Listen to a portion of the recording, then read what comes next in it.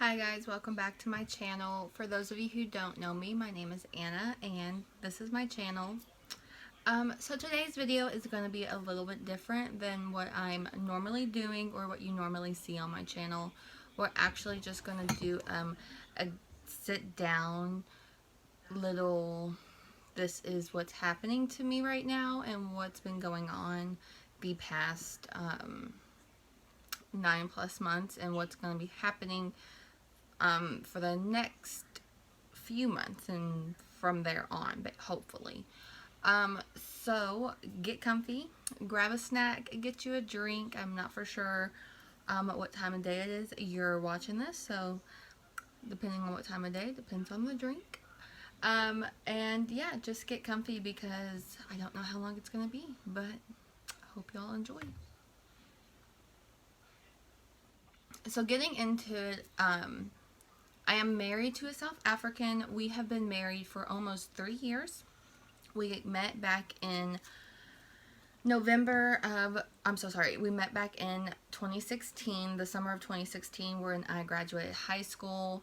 Me and my friend Emily decided to join the carnival, and we traveled around for the whole summer, and it was fun, interesting. If you guys want to know a little bit more about that, let me know. Let me know if you want me to talk about that a little bit on my channel. I definitely will. So yeah, we met. I actually fed him one night, and he was like, "You're just kind of like a wifey." I'm like, "Yeah, I guess."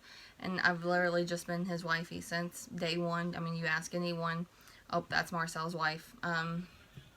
That's who I was, and that's who I am, and I guess that's who I will be.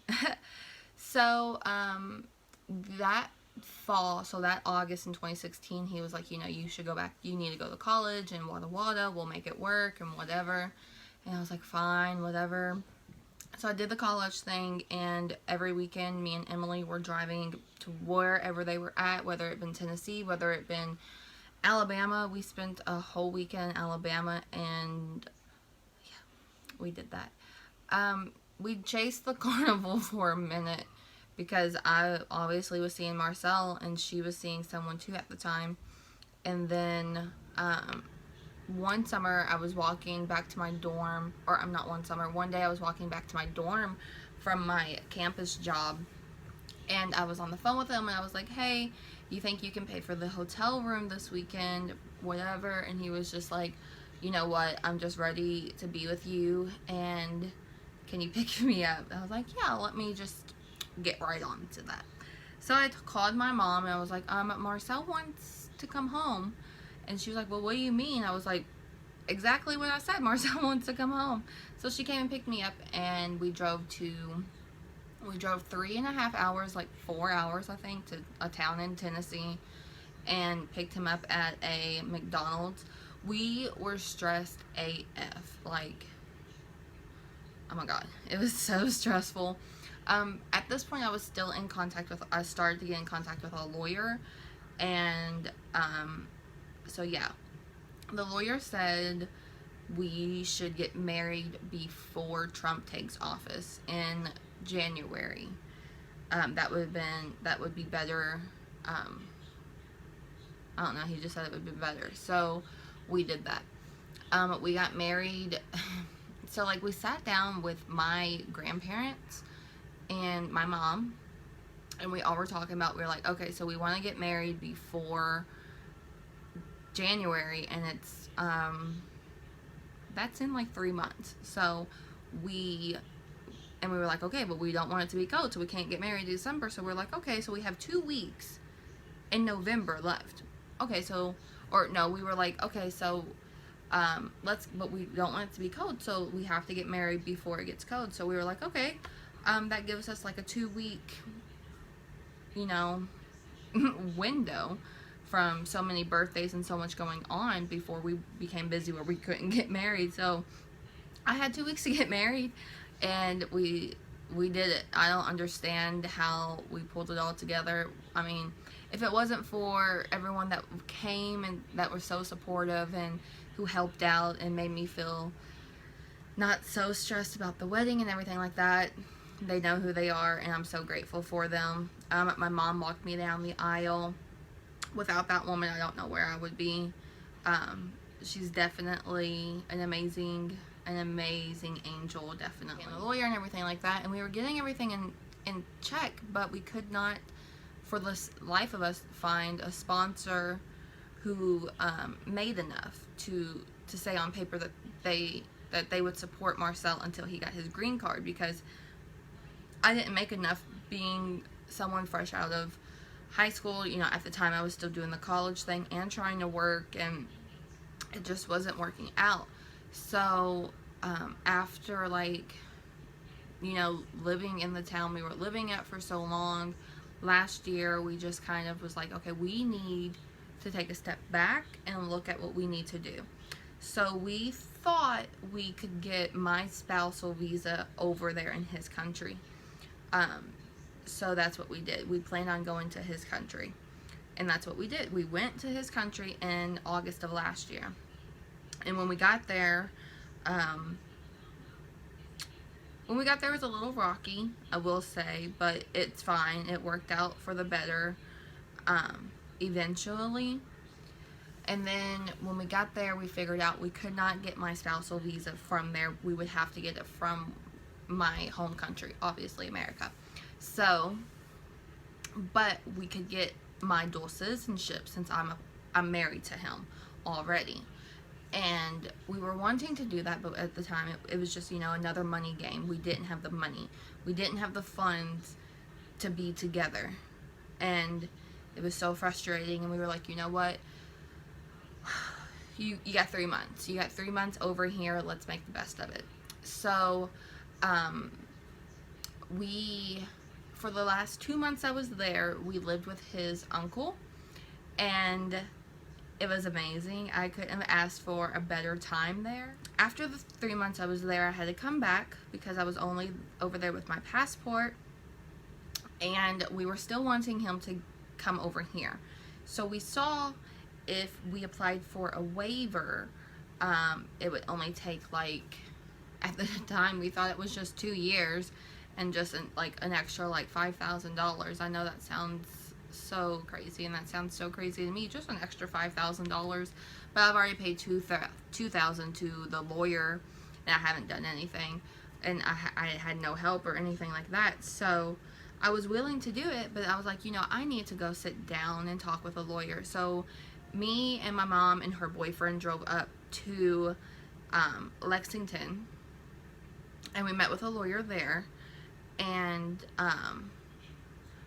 we talked with her, and she basically said, yeah, he can be here in less than 10 years, but it's actually going to take three or more years, because there's like 3 or more steps to apply for the visa, and each step takes like 12 to 13 months. And oh, did we mention it's also going to be $7,000 possibly? And that's on a maybe. We cannot guarantee that he's going to be here, because they can't guarantee anything. It's the freaking government. Like, they change stuff like that. So they can't guarantee me nothing. And I'm just like, I've already spent $2,000. I'm now away from my husband this long.